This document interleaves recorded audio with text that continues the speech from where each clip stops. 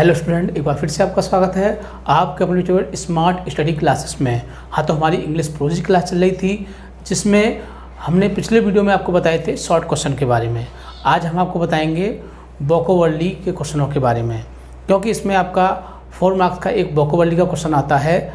इसमें एक सेंटेंस दिया होता है और उसके बीच में एक ब्लैंक होता है और आपको नीचे 4 वर्ड दिए होते हैं। उनमें से एक वर्ड को चूज़ करके आपको उस फिल इन द ब्लैंक्स में फिल करना होता है। तो इस तरह से ये जो आपके 5 चैप्टर हैं उनमें से ही क्वेश्चन आपके 4 आएंगे। और सबसे ख़ास बात क्या है कि इसमें एग्ज़ाम में वही क्वेश्चन आते हैं जो आपकी बुक में दिए होते हैं, इसमें से आउट क्वेश्चन नहीं आते हैं। तो जो भी आपके बुक में क्वेश्चन थे उनमें से हमने कुछ इम्पोर्टेंट क्वेश्चन लिए हैं, जिसमें से हमने आपको 7 लिए हैं। कितने लिए हैं? 7। यही ज़्यादा इम्पोर्टेंट थे जो हमने इसमें ले लिए। तो इसमें क्या होता है कि इसको समझने के लिए 2 कंडीशन होती हैं। एक तो हम इसको अर्थ बेस पर कर सकते हैं, दूसरा उसको शब्द बेस पर भी कर सकते हैं। यदि हमको शब्द की कुछ पहचान हो कि इसमें इस शब्द के बाद ये आएगा, तो जो स्टूडेंट हिंदी कर सकते हैं वो तो इसको हिंदी के बेस पर कर सकते हैं, और जिनको हिंदी करना नहीं आता है वो इसको शब्द के बेस पर कर सकते हैं। तो चलते हैं, बताते हैं कि किस तरह से हम वोकैबुलरी बेस्ड क्वेश्चन को कर सकते हैं। क्लास 12th इंग्लिश चैप्टर 5, ये आपका लास्ट चैप्टर है। इसके बाद और ये लास्ट क्वेश्चन है आपका। इसके बाद आपकी दूसरी बुक स्टार्ट हो जाएगी, द हेरिटेज ऑफ इंडिया, मतलब कि भारत की धरोहर। इसके राइटर हैं आपके A.L. बासम। तो हमको 2 बातें बहुत ही अच्छी तरह से होनी चाहिए। कौन सी बात? फर्स्ट आपको द हेरिटेज ऑफ इंडिया मतलब चैप्टर का नाम, और दूसरा आपका राइटर का नाम। ये 2 पॉइंट तो हमको बहुत ही अच्छी तरह से लर्न होने चाहिए। इसके बाद English pros vocabulary based question, मतलब कि वोकैबुलरी के आधार पर ये क्वेश्चन आते हैं। तो हमने टोटल आपके 7 क्वेश्चन लिए हैं और इनके जो वर्ड हैं हमने क्वेश्चन के बाद में लिखे हैं, और इनके बीच में एक ब्लैंक दिया होता है। तो उसमें एक ही शब्द को चूज़ किया जाता है। तो इनको हम 1 बाय 1 आपको बहुत ही अच्छी तरह समझाएंगे ताकि आपकी समझ में आ जाएं और आप एग्ज़ाम में इसको अच्छी तरह से कंप्लीट कर सकें। तो पहला पॉइंट है आपका, देखिए, देयर आर, अब ब्लैंक आ गया। There are Indians whatever their creed, there are Indians. अब इंडियंस भी कितने? A few, some, the few. तो जब कोई गिनती निश्चित ना हो, अगर एक व्यक्ति है तो हमें ये फ्यू का प्रयोग करेंगे, और जब बहुत ज़्यादा कॉमन हो तो द फ्यू का करेंगे। लेकिन जब गिनती निश्चित ना हो तो किसका प्रयोग करते हैं? फ्यू का। तो इसमें क्या बन जाएगा आपका? फ्यू इसमें फिल हो जाएगा आपका। Date clear? नेक्स्ट दूसरा है, देखिए, पॉलिटिकली मतलब कि राजनीति, एंड इकोनॉमिकली और आर्थिक। इंडिया, भारत जो है वो राजनीति और आर्थिक रूप से मैनी प्रॉब्लम्स, बहुत सारी समस्याओं का।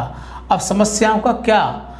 अब इधर देखते हैं, फोर्सेस, फोकसेस, फेसिस और फैंस। तो किस चीज़ का वो सामना करना, सामना इसमें, तो भारत बहुत सारी समस्याओं का सामना कर रहा है। क्या कर रहा है? सामना। और सामना इंग्लिश क्या होती है? फेस। तो इस तरह से इसमें क्या आ जाएगा? फेसिस आपका फिल हो जाएगा। तीसरा देखिए, इसमें हिंदू सिविलाइजेशन, मतलब कि हिंदू सभ्यता, विल वी बिलीव, विश्वास करती है या बनाए हुए है, इट्स कंटिन्यूटी, अपनी निरंतरता को कायम करने के लिए। क्या करने के लिए? तो बनाए हुई है, मतलब कि अब बनाने की अंग्रेजी या कायम रखने की अंग्रेजी इसमें आपकी फिल की जाएगी। तो लॉस मीन्स खोना, मेंटेन सही रखना, रिटेन माने कायम रखना होता है, और डेस्ट्रॉय में बर्बाद होना। तो क्या आएगा इसमें? रिटेन। तो जो कंटिन्यूटी है वो कैसी होनी चाहिए? रिटेन होनी चाहिए। और हम आपको बताए थे दूसरा तरीका क्या है, जैसे कि इंडिया के बाद क्या आएगा? फेसिस। अगर इस चैप्टर का क्वेश्चन आता है और इंडिया आ जाए तो क्या आएगा आपका? फेसिस। और इंडिया से पहले क्या आएगा? फ्यू। तो ऐसे भी हम इसको पहचान सकते हैं। जो स्टूडेंट हिंदी करके नहीं समझ सकते हैं तो वो इनको शब्दों के माध्यम से चूज कर सकते हैं। जैसे इंडिया के पीछे ब्लैंक है तो फ्यू, और इंडिया के बाद ब्लैंक है तो फेसेस। Date clear. ऐसे इसमें बिलीव आए तो क्या लगाएंगे, रिटेन। तो ऐसे इसको हम मैच कर सकते हैं। 2 बार पढ़ेंगे और आपकी समझ बहुत अच्छे से आ जाएगा। फर्स्ट में क्या करोगे, आप इसका एक स्क्रीनशॉट ले लोगे और उसमें एक बार आप इनको देख के करोगे, फिर इनको बिना देखे करोगे तो आप इनको बहुत ही आसानी से कंप्लीट कर सकते हो। अगला देखो 4th पर है द चार्म एंड, अब ब्लैंक आ गया, of Indian way of life will continue. Charm सुंदरता और ग्रेसियस महानता। तो ग्लोरी माने वैभव, ब्यूटी माने सुंदरता, प्रोग्रेस माने उन्नति, ग्रेसियस माने महानता। क्योंकि यहाँ पर सुंदरता शब्द आ चुका है, आकर्षण आ चुका है, तो ग्रेसियस महानता शब्द इसमें चूज होगा। तो क्या आएगा, ग्रेसियस इसमें आपका फिल होगा। ऐसे भी कह सकते हैं हम इसको the charm and gracious, the charm and gracious. तो ऐसे भी हम इसको याद कर सकते हैं। आगे देखिए 5 पर है आपका मच दैट वाज, कुछ जो था, इन एंशियंट इंडिया, प्राचीन भारत में, कल्चर हैज ऑलरेडी प्रेसिड, जो पहले से ही छोड़ दिया। तो क्या था वो, कैसा था वो, वायलेंट था, बहुत ज़्यादा हिंसक था, रिलीजियस धार्मिक था, यूनिक अनोखा था, यूजलेस बेकार था। मतलब कि भारत ने प्राचीन चीज़ों को छोड़ दिया। वो कैसी थी, वो यूजलेस थी। कैसी थी, यूजलेस, मतलब कि बेकार थी, इसीलिए उसको छोड़ दिया। तो इसमें क्या आ जाएगा, यूजलेस आ जाएगा। और हम ऐसे भी कर सकते हैं कि वाज के बाद क्या आएगा, यूजलेस आएगा। तो ऐसे भी इसको हम लर्न कर सकते हैं।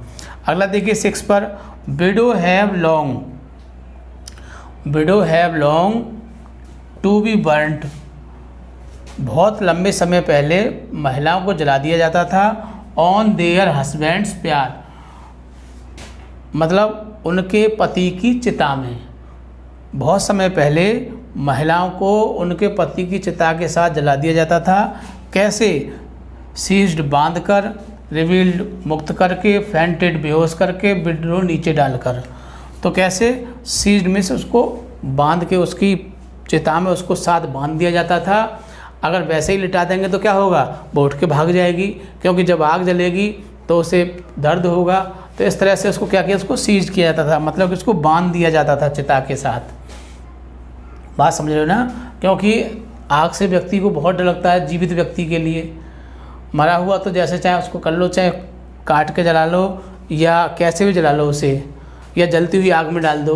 तो मृत का तो कुछ भी कर सकते हो, बट जो व्यक्ति जीवित है वो आग से कैसे हो सकता है। तो इसीलिए उनको उनके हस्बैंड की चिता के साथ क्या करते थे, उसके साथ उसे बांध दिया जाता था और तब उसमें आग लगाई जाती थी। तो बहुत ही बेकार प्रथा थी। इस प्रथा को सती प्रथा के नाम से जाना जाता था और राजा राम मोहन राय ने इसका अंत किया, क्योंकि ये बहुत ही बेकार थी। अगला देखिए 7 पर, अगला वाला बहुत ही इम्पोर्टेंट है। द कल्चरल, सांस्कृतिक ट्रेडिशंस, परंपराएं, जो परंपराएं थी हमारी, सांस्कृतिक परंपराएं थी, ऑफ इंडिया, भारत की, विल ब्लैंक बी लॉस्ट, ख़त्म हो सकती हैं। जो भारत की परंपराएं थी, सांस्कृतिक परंपराएं थी, वो क्या हो सकती हैं, ख़त्म हो सकती हैं। एवर, कभी, वंस, एक बार, ऑलवेज, हमेशा, नेवर माने कभी नहीं। तो जो भारत की जो सांस्कृतिक परंपराएं थी वो कभी भी लॉस्ट नहीं हो सकती हैं। तो क्या आएगा इसमें आपका, नेवर। और हम ऐसे भी कर सकते हैं कि बिल के बाद क्या आएगा, नेवर, या बी से पहले क्या आएगा, नेवर। तो बहुत सारे तरीके हैं, आप जैसे चाहें वैसे इसको अपनी स्टाइल में याद कर सकते हैं। चाहे तो आप उसको वर्ड के पहले वर्ड से ले लो, या शुरू के वर्ड से ले लो, या बाद के वर्ड से ले लो, जिसमें आपको सुविधा हो आप उसके अनुसार उसे चूज़ कर सकते हो। तो ये हमने आपको 7 वोकैबुलरी बेस्ड क्वेश्चन बताए जिनको आपने बहुत ही अच्छी तरह से देखा, और वीडियोज़ को आप बहुत ही अच्छी तरह से बार बार देखा करें, क्योंकि ये ऐसे क्वेश्चन होते हैं अगर वीडियो को 3 या 4 बार देख लिया जाए तो ये स्वतः ही तैयार हो जाते हैं, बहुत ही आसानी से याद हो जाते हैं। तो अगर वीडियो पसंद आए तो वीडियो को लाइक या शेयर करना नहीं भूलेंगे, क्योंकि आपका लाइक शेयर ही हमारे लिए, हमें इससे बहुत ज़्यादा मोटिवेशन मिलता है जब आप लाइक या शेयर करते हो। ठीक है, थैंक यू। जय हिंद, जय भारत।